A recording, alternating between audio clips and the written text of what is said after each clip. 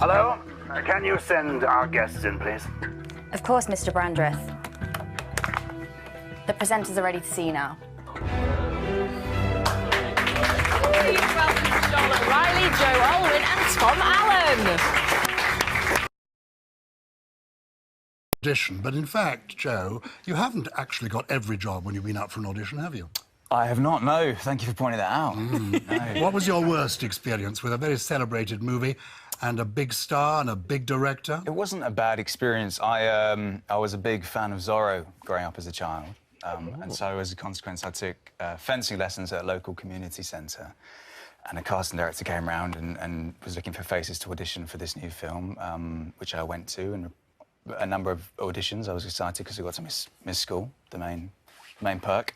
And it turned out to be Love Actually, and I went back and back and back. Wow. And read with Hugh Grant and Richard Curtis, and they didn't cast me because it's their loss. Can I say, the more fools they. You would have been glorious. Yeah. Anyway, tonight... Bob Cratchit is key to this story. How are you playing him? How is it different from the earlier ones?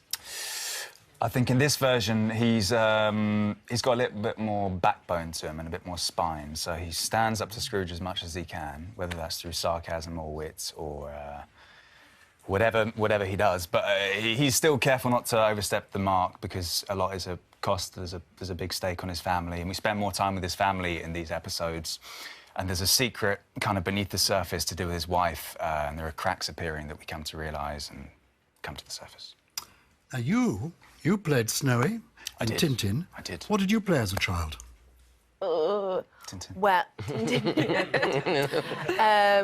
Alice and Wonderland. Is that the picture? That's the one. Just as well you said that, Sean. That's the picture we've got. Oh, no. Fabulous. Lovely. You haven't changed. You haven't changed a bit. Yeah. Cheesy grin. Better costume than mine. It looks great. Oh. The slightly terrifying people around you, where are they now? And Tom Allen, you wanted to be the White Rabbit, didn't you, in that one? I've always wanted to be the White Rabbit because I'm always late, of course, Giles, as maybe you know. But yes, I do like Alice in Wonderland. Why didn't you adapt that next?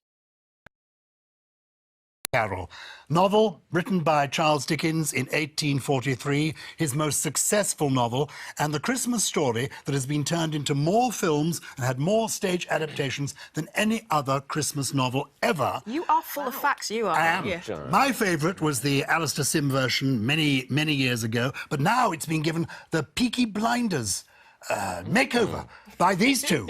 What's going on? Not by us two. But you're in it. That's all Steve You're Knight the knows. stars. What's different about this Christmas Carol?